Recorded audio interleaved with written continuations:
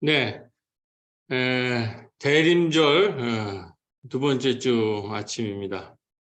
오늘은 우리 박혜정 집사님이 오랜만에 나오셔서 참으로 감사합니다. 어머님도 특별한 일은 없이 또 오늘 이제 요거 끝나고 바로 교회 요 지금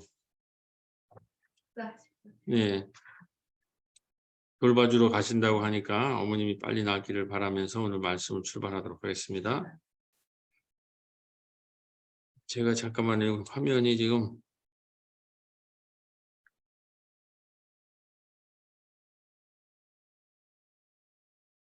네.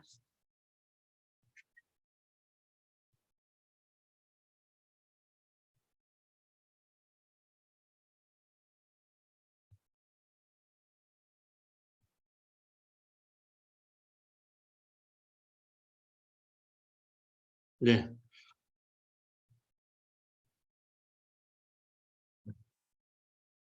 왜 꺼지지 자꾸 화면이. 네.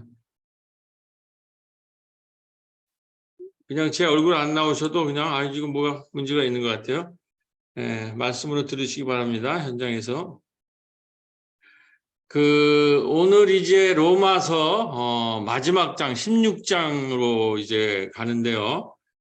16장 1, 2절을 가지고 오늘 말씀을 주로 나누려고 합니다. 한 번 더 제가 읽겠습니다.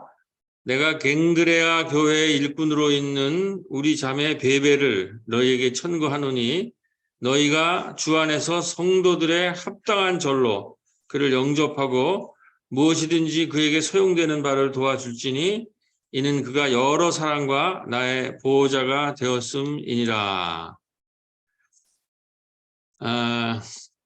여기서 우리가 좀 한번 같이 돌아볼 얘기는 16장 2절 말씀입니다. 그가 여러 사람과 나의 보호자가 되었습니다. 여기서 그는 이 베베라고 하는 갱그리아 교회에 있는 여집사를 향해서 하는 말입니다.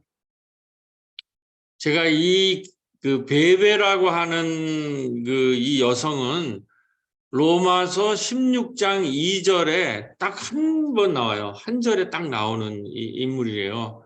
근데 여기에 또 어마어마한 얘기가 이제 나왔더라고요. 또 학자들이 많은 연구를 해서 이 여인이 누구고 이 여인을 통해서 초대교회가 어떻게 변화가 겪었고 이런 그 기절인데 제가 요 본문을 가지고 여기 보면 이은주 완 집사님 이사를 가서 가정 예배를 이제 가서 제가 예배를 드리면서 그때 우리 중보기도회와 이제 이은주 집사님 되게 같이 갔는데 밑에 보면 이 사진이 있는데 제가 이은주 집사님 가정 이사한 거를 축복하면서 우리 중보기도회와 이은주 완 집사님이 정말 이 로마서 16장에 나오는 그 갱그리아 교회의 여집사님과 같은 그런 신앙이 됐으면 좋겠다 이런 지금 그때 말씀을 드렸습니다. 그러면서 이제 이 베베라는 이 여인에 대해서 이 여집사에 대해서 언젠가 또 한번 교우들과 한번 나누고 싶다라는 그때 이제 생각을 가졌는데 이 지금 장면은 뭐냐면은 사도 바울이 이제 로마 교회에 이제 가려고 해요. 요 로마 교회는 본인이 개척한 교회가 아니라 이미 형성됐는데 모든 여행을 다 끝나고 이제 마지막 제국의 심장부로 입성을 하는데 누구에게 먼저 가서 내가 간다는 걸 알려주고 그 로마서라고 하는 이제 모든 자기의 그동안의 선교와 신학을 집대성한 이 책을 16장을 써서 누구 편에 보내서 그러면 그 당시에는 그 가지고 간 전달자가 그 회중 앞에서 낭독을 하는 거예요. 그런데 이게 제일 유명한 서신이고 바울의 모든 거를 총집대성한 그 로마서인데 그 귀중한 문서를 갱그리아 교회에 있는 조그만 교회의 여집사한테 그걸 맡겼다는 거예요. 이게 이제 가장 큰 이 베베 사건의 그 문제가 되는 거예요. 많은 신학자들이 연구하고 지금 2000년이 지나서도 이게 어떤 사건인가. 그러면서 고린도 옆에 있는 조그만 교회거든요. 그래서 이 갱그리아 교회는 고린도 교회가 개척했을 교회 가능성이 높다 그런 얘기도 나오는데 거기 고린도에서 로마까지 가는데 육로로 2100km, 배를 타도 1000km로 3개월이 소요되는 그 험난한 여정을 그러면 남자들이 가야 될 거 아니에요. 근데 바울이 여성을 선택했다는 거예요. 그리고 그 갱그리아 교회는 아주 작은 교회인데 거기에 있는 여집사를 선택한 이유가 뭘까? 이제 이것이 오늘 우리의 본문의 이제 출발점이 되는 겁니다. 사도 바울이 베베라는 여집사의 무엇을 보고 이 막중한 역할을 맡겼으며 이 여인은 그 역할을 어떻게 감당했는가? 이제 이 얘기가 이제 핵심인데 그러면서 거기에 이제 이런 것이 나옵니다. 베베를 로마 교회한테 이제 내가 이게 보낸다. 이 여집사를 보내는데 로마 교회가 이 베베라는 여집사를 어떻게 받아들였으면 좋겠다라고 하는 것이 나오죠. 왜냐하면 바울은 베베를 추천하면서 합당한 예절로 그 집사를 영접하라고. 그리고 그 지금 내 편지를 가지고 로마 교회에 도착한 이 여집사가 서영도가 낯선 곳일 거 아니에요? 고린도에 있던 사람이 로마에 가서 이제 이거를 편지를 전하는데 그러면 전하고 또 거기서 지내고 이러려면은 집도 필요하고 음식도 필요할 텐데 그녀가 소용되는 바를 무엇이든지 도우라고 말합니다. 얼마를 도우라는 것이 아니고 그가 필요한 대로 도우라고 얘기를 합니다. 정신적으로 경제적으로 그녀가 필요한 것이면 무엇이든지 계속해서 도우라고. 그만큼 자신 있게 이 작은 교회의 여집사를 추천하면서 그녀가 필요한 모든 것을 로마 교회가 도우란 말이에요. 그러면서 뭐라고 쓰냐면 그는 나와 함께 있을 때 많은 사람의 보호자와 도움을 주는 사람이 됐을 뿐만 아니라 결정적인 것은 나의 보호자였다. 지금 요것뿐이 몰라요. 기록된 거는 이 여자에 대해서.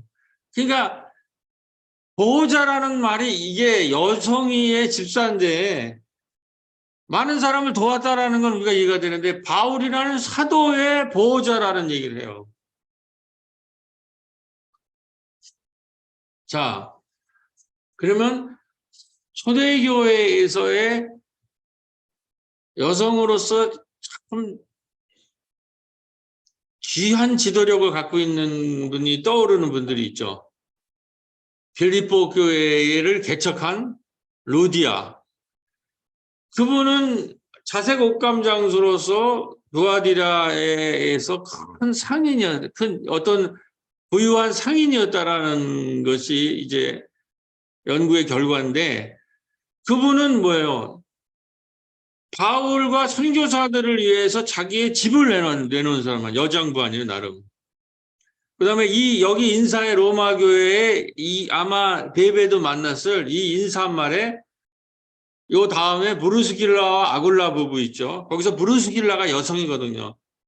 거기는 사도 바울이 가는 곳곳마다 일터를 만들어주고 같이 몸으로 뛰는 사도 바울의 몸으로 뛰는 사역자라는 거예요. 그런데 베베는 여기 16장 딱 하나에 나오는데 이를 천거하면서 그는 그가 원하는 걸 모든 걸 그 교회에서 다 해줘라. 왜냐하면 그는 나와 함께 할 때 많은 사람을 도왔을 뿐만 아니라 나의 보호자였다라는 얘기예요. 여기서 우리가 얻는 힌트는 이 베베는 루디아랑 비슷한 여성인 것 같아요. 무언가 봉사를 할 뿐만 아니라 보호자라면 사도 바울이 지금 유럽 전역을 지금 복음 전파를 하는데 연구에 의하면 사도 바울의 교회는 조그만 뭐 30명에서 50명 사이즈 교회를 개척했지만 그 전역에 사도 바울과 같이 하는 그 전체를 묶으면 한 70명 정도 되는 그 네트워크가 이 유럽 전역에서 움직이고 있다고 그러거든요. 그랬을 때에 이 사람들을 움직이려면은 막대한 재력이 필요했을 거라는 거예요. 거기에 일단 루디아는 그 빌립보 지역을 커버를 했을 거고, 재정적으로. 베베는 그러니까 루디아는 그 빌립보 지역을 넘어서지 않은 것 같고, 베베는 뭐예요, 지금? 이분이 벌써 손이 크다고 그러잖아요. 손이 큰 사람. 이 사람이 바울이 하는 걸 봐서 갱그리에게 조그만 교회 출신이지만 굉장히 우선은 사람을 잘 돌보고 그다음에 아낌없이 자기의 재정을 가지고 이 사역을 돕는 거를 보았다는. 그래가지고 그 여인을 로마 교회의 가장 심장부에 파견을 하면서 이 사람이 나를 위해서 우리 이 그리스도를 위해서 엄청난 수고를 했으니 그분을 잘 맞이하고 내가 보낸 편지도 잘 듣고 있는데 불편함이 없도록 하라. 모든 걸 다해서 잘 그 사람을 돌보라. 그는 우리 이 공동체, 우리 이 그리스도 공동체에 많은 사람들의 돌보미가 됐을 뿐만 아니라 나의 보호자가 됐다라. 사도가 자기의 일개 집사를 보호자라고 지금 여기 얘기를 하는 거예요.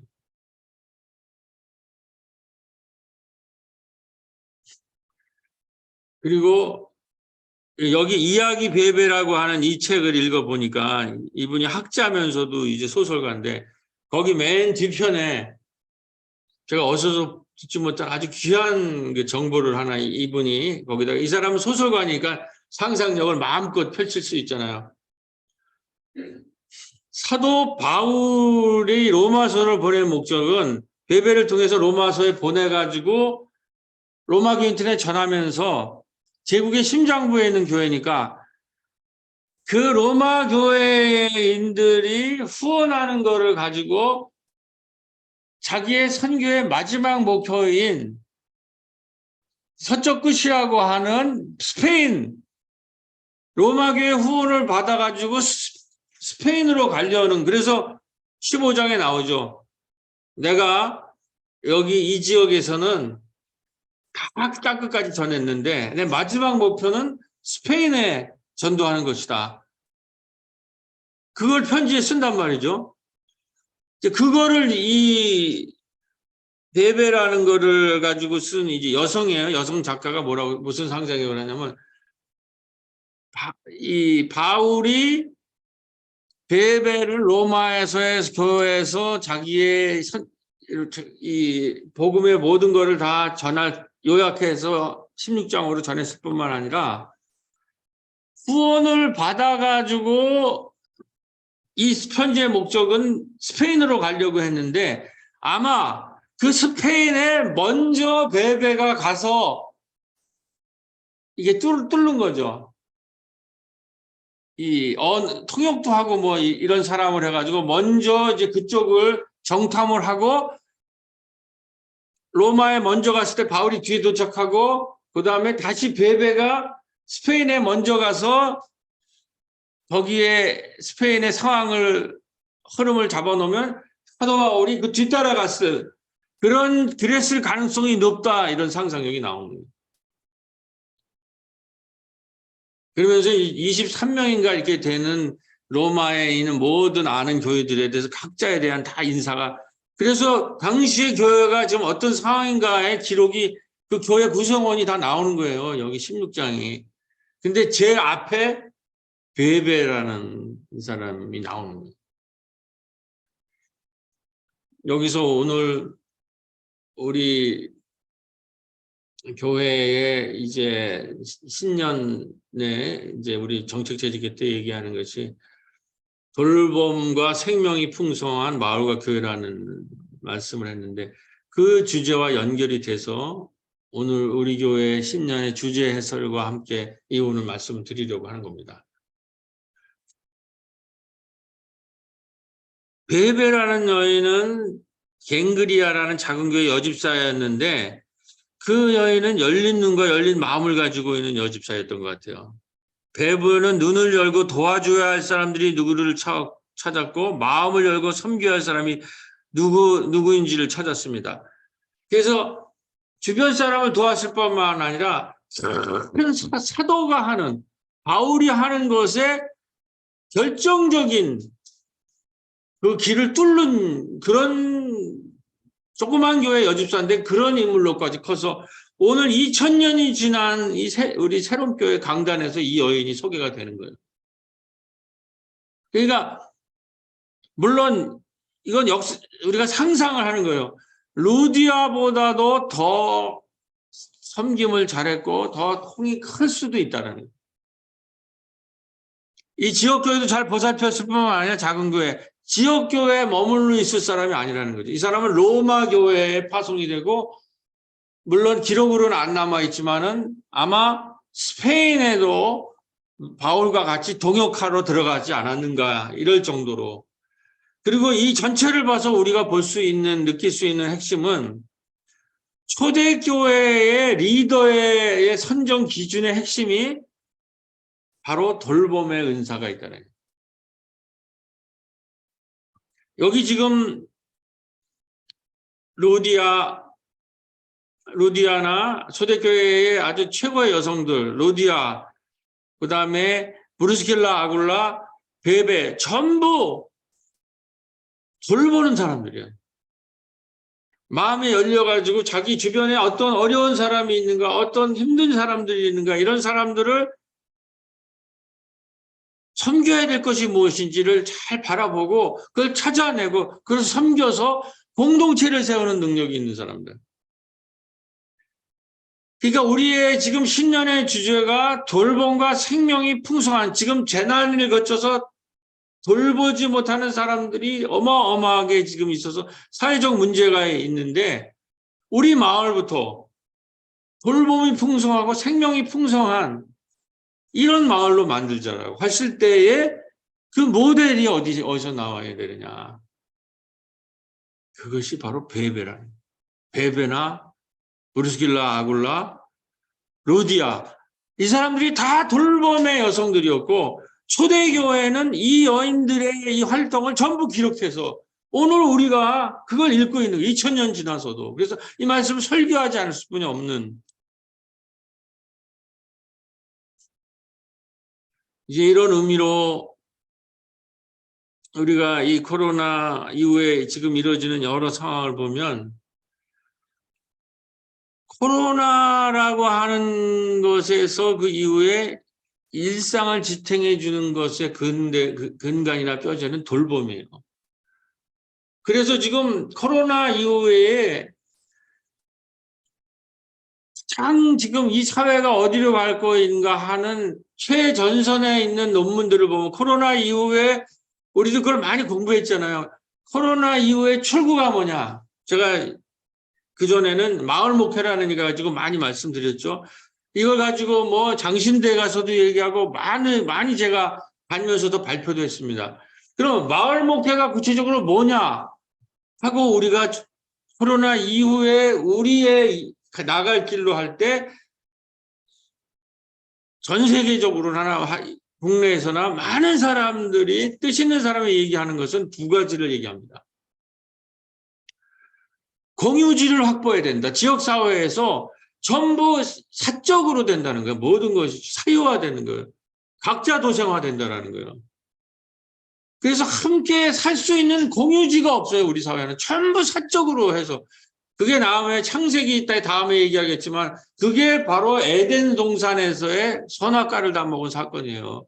그 공동으로 준 것을 사유한 거예요. 그래서 그들이 쫓겨난 거예요. 그래서 낙원에서 패러다이스 로스트, 신락원, 낙원을 잃었다라는 거예요. 그렇기 때문에 우리 신앙인들은 지금 공유지를 확보해야 돼요. 우리가 30년 동안 약대동에서 한 것이 뭐예요? 약대동에 공유지 만든 거 아니에요. 어린이집, 지역아동센터, 도서관, 카페, 협동조합, 어르신 뭐 꼽사리 영화죠. 이거 다 마을의 공유지들 아니에요. 공유지. 그 다음에 필요한 게 이 공유지에서 브리스킬라, 아굴라, 베베, 루디아 같은, 루디아는 자기 집을 공유지로 내놓은 거 아니에요. 그리고 그거를 거기에서 공유지에서 사람을 돌보는 사람이 있어야 되는 거예요. 돌보는. 그러니까 이 초대교회 역사는 그들이 가는 곳마다 함께 사는 공유지를 만들었어. 그게 바로 에클레시아 교회예요. 함께 사는 공유지를 만들고 그 공유지에서 어려운 사람들을, 힘든 사람을 도운 그 핵심이 오늘 말하는 베베란 베베.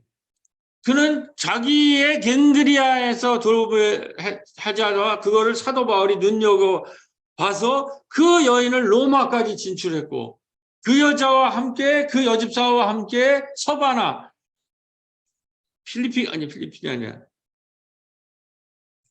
스페인까지 갔다라는 거예요. 그런데 오늘 우리가 재난을 당했을 때 공장과 학교와 식당이 문을 닫고 세계여행이 올 수 때는 팬데믹 격변 속에서도 우리 지구촌이 살아남을 수 있는 것은 변치 않고 쉼없이 돌봄이 작동했기 때문이라는 거예요. 그래서 지금 어떤 토론이 벌어지냐면 지난번에 제가 탈성장 얘기했잖아요. 지금 이 산업물질문명은 왜 이렇게 만들었느냐. 끊임없이 생산하는 거예요. 대량 생산 체제죠. 우리 산업물질문명. 끊임없이 생산하고 끊임없이 소비하고 끊임없이 폐기. 이 소비와 폐기하는 것에 실 멈출 수가 없어요. 물질문명은. 이게 자본주의예요. 이걸 멈추면 자본주의가 무너지기 때문에. 그러니까 필요 없는 것도 끊임없이 생산해가지고 사람들 소비욕을 만들어가지고 못 쓰는 걸 폐기하는데 이게 너무 넘쳐서 지구가 견딜 수 없을 지경에 있다는 거예요. 그러니까 경제학자든지 생태학자든지 뭔가 뜻 있는 사람이 보니까 이 탈성장, 이 생산을 적정 수준으로 이거는 저지시켜야 된다. 이 생산을 무한정으로 하는 것을 이 속도나 모든 것을 저지시키고 대신 뭐를 하냐면 돌봄을 늘려야 된다는 거죠. 물건을 생산하면 생산할수록 성장하면 성장할수록 지구촌을 파괴해요. 지구가 견딜 수 없어요. 근데 돌봄은 돌볼수록 탄소를 만들지 않잖아요. 생산을 하면 탄소를 만들어서 지구를 파괴하는데 돌보면 돌볼수록 탄소를 줄인단 말이에요. 그래서 이제 사람들이 돌봄 중심의 사회로 가야 된다. 생산 중심의 사회가 아니라 돌봄 중심의 사회로 가야 된다는 돌봄 혁명, 돌봄 선언, 돌봄 전환 운동이 전 세계적으로 일어나고 독일에서는 돌봄 혁명을 해야 된다. 여기까지 이렇게 가지 않으면 지구가 붕괴된다라는 얘기는 거예요.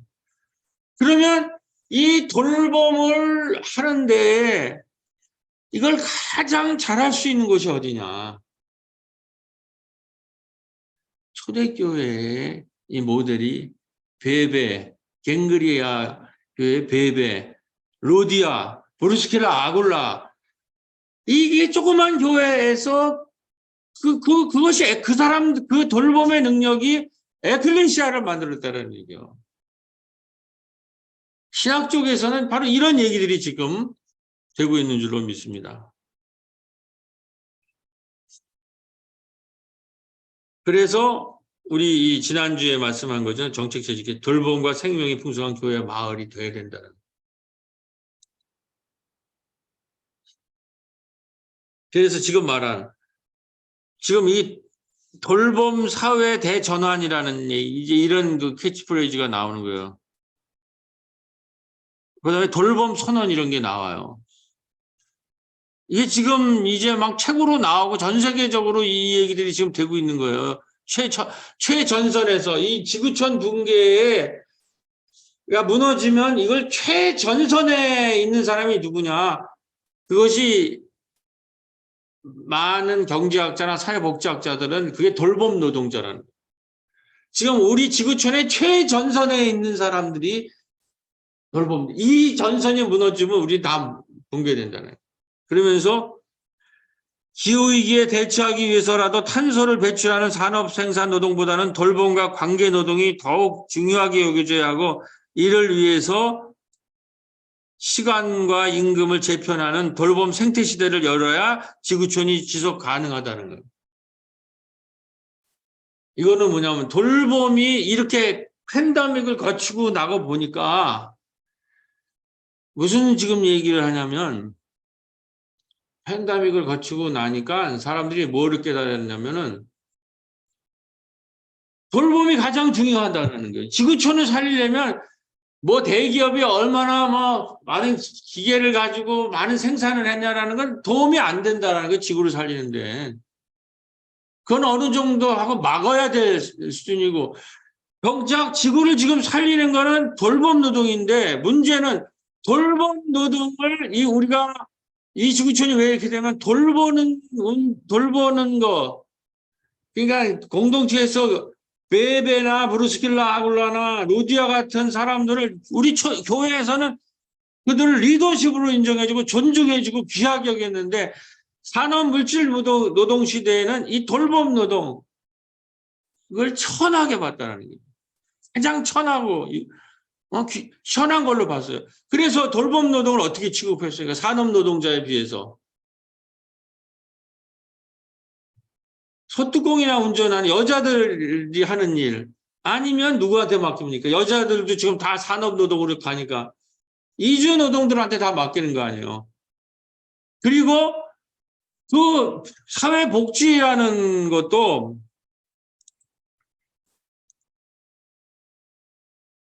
이 레디칼 헬프라 제가 오랜만에 돌봄 복지의 제도의 근원직 전화 레디칼 헬프라는 이건 복지사들이 읽는 책이에요. 우연하게 하는 김에 이걸 읽게 됐는데 영국이 소위 말해서 이 복지사회의 원조 아니에요. 복지사회라는 게 우리 이제 이 선진국의 대표적인 거죠. 그런데 이 복지사회 원조가 영국에 지금 붕괴되었다라는 진단이 나오고 그게 레디칼 헬프예요. 왜 이 복지사회가 붕괴됐느냐. 영국에서의 복지라는 것, 지금 우리가 생각하는 복지는 코로나 이후에 이 돌봄을 할 수가 없는 시스템이라는 거예요. 예를 들면 우리나라에 80년대, 90년대 뭐가 많이 나왔습니다. 우리도 복지사회를 하면서. 종합복지관이라는 게 많이 나왔잖아요. 그거로는 이 재난 이후에 우리가 복지를 만들어갈 수 없다는 거예요.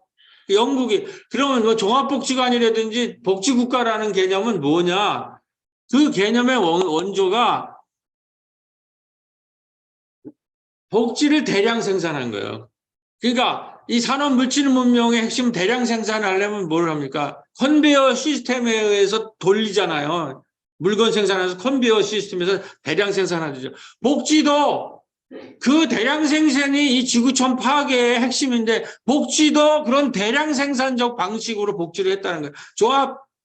종합복지관을 세워가지고 거기다 그냥 동네 사람 막 필요한 사람들 국가가 지원해서 돌아가는 이러한 복지를 가지고는 재난 이후에 우리 이 지구촌을 살릴 수가 없다라는 거예요. 그러니까 이 대량 생산 체제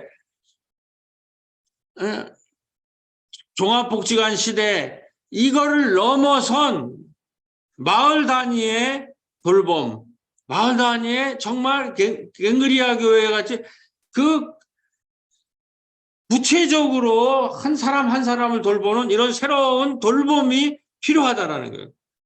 그리고 이 돌봄을 시장에 맡겨서는 안 된다는 거예요. 시장.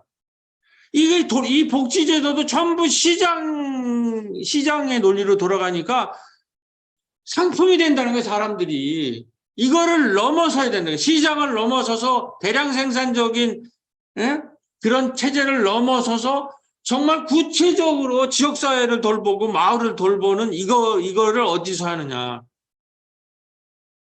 여기에 베베, 브루스티갈 아글라, 로디아와 같은 돌봄의 정신이 있어야 되는 거예요.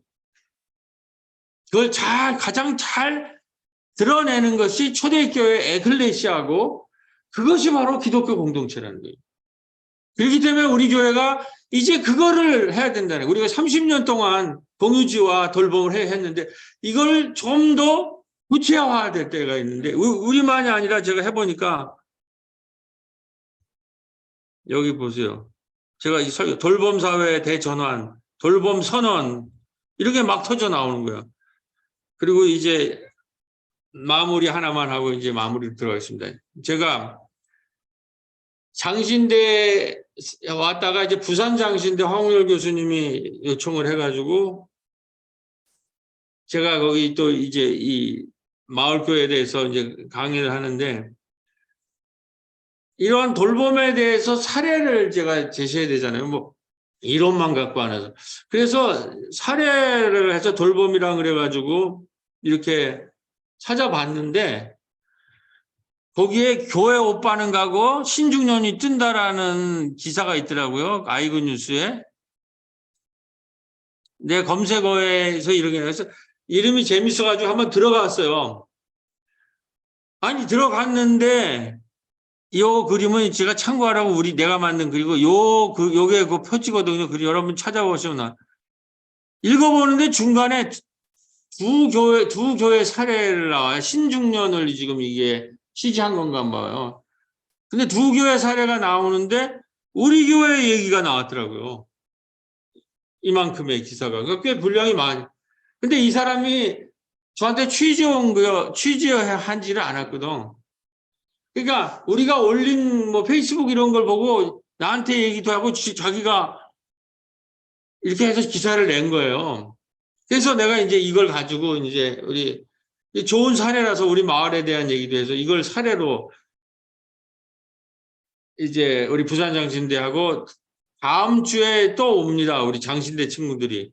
그래서 그때도 이제 이걸 좀 활용하려고 하는데 보면 우리가 코로나 재난기를 신중년 아카데미 세운 거, 도시농부 활동하고 박말리 할머니 같은 유튜버 크리에이터 영상 편집 교실 한 거, 마을 주민들을 직접 마을 복지사로 키우기 위한 요양사 교육, 더욱도 노인 어르신 반참 섬김, 뭐 이런 거 한 거, 그 다음에 신중년을 마을의 자성감을 높이는 인생 박물관으로 세울 때, 이게 다 우리가 한 얘기예요.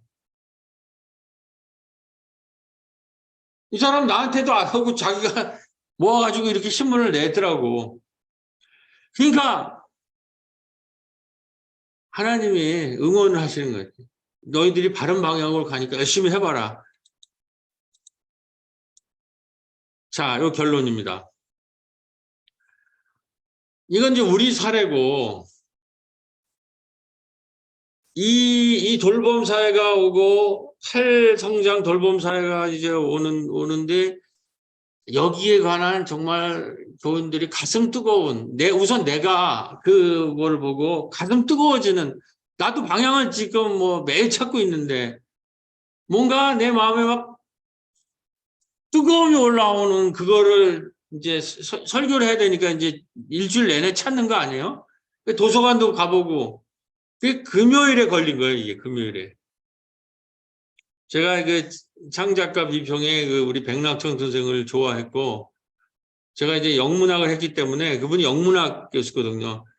그 이제 창작가 비평을 유튜브에 백낙천 교수가 지금 방송을 해요. 도 김영옥 선생처럼 최근에 방송을 해요.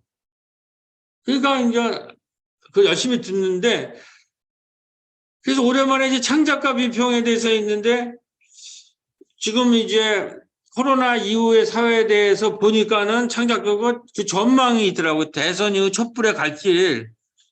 그래서 혹시나 하고 여기 들여다봤는데, 내가 찾는 그 기사가 딱 떴더라고요.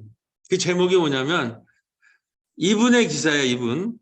이분은 누구냐면, 창작과 비평 2022년 가을호 특집 중에 기차킬력 공부방.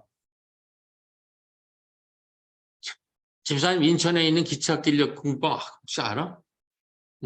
이거 뭐 지역이 다르니까. 거기에 여기는 원장이 아니라 언니라고 부른다고 그러더라고요. 김중미 작가라고 괭이 무슨 뭐 괭이부리 마을 아이들인가? 그거를 쓴 건데. 이 30년 동안 인천, 우리랑 똑같은 거예요. 이분이에요. 우리 벽화 있는 거랑 똑같아. 이 분위기만 봐도, 그러니까 최종적으로 우리가 인류가 갈 길이 결국 지역 공부방에서 나오더라고요. 공부방에 있는 사람이, 근데 그분이, 그게 제목이 뭐냐면 서로 돌봄의 그물망이 희망이 된대요.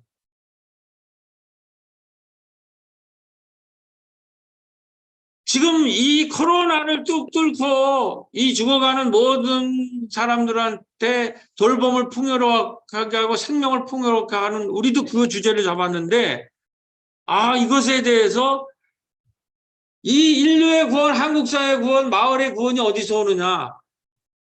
이 작가가 그 쓴 거예요. 서로 돌봄의 그문망이 희망이 된다. 난 이 제목을 하면서 맞아 이거야. 지금은 서로 돌보는 방법뿐이 없어. 다른 길이 없어요. 서로 돌보는 공동체를 세워야 되는데 그걸 그물망으로 짜라는 그물망. 그래서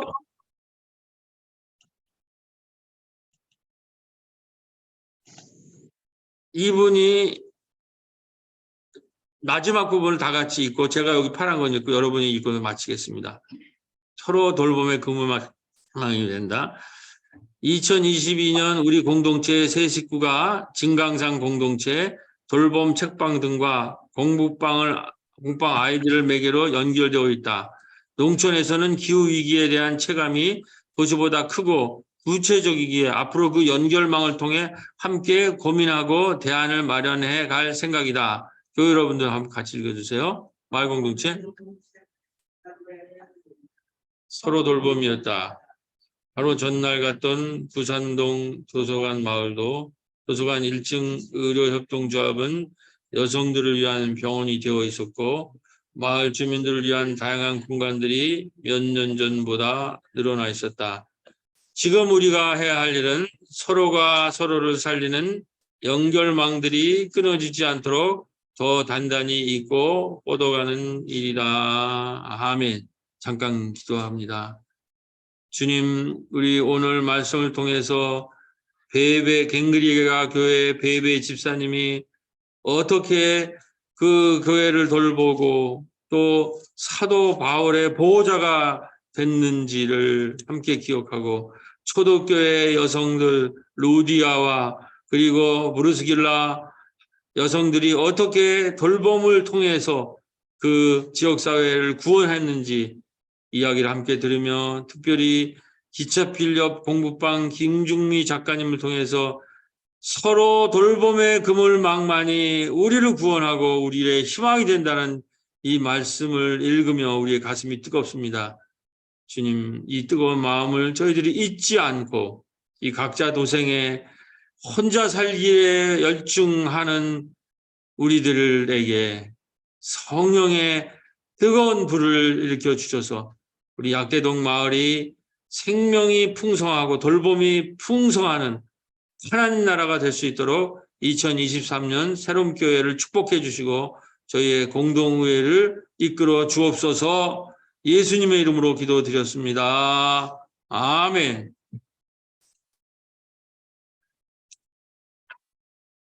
이른답의 찬송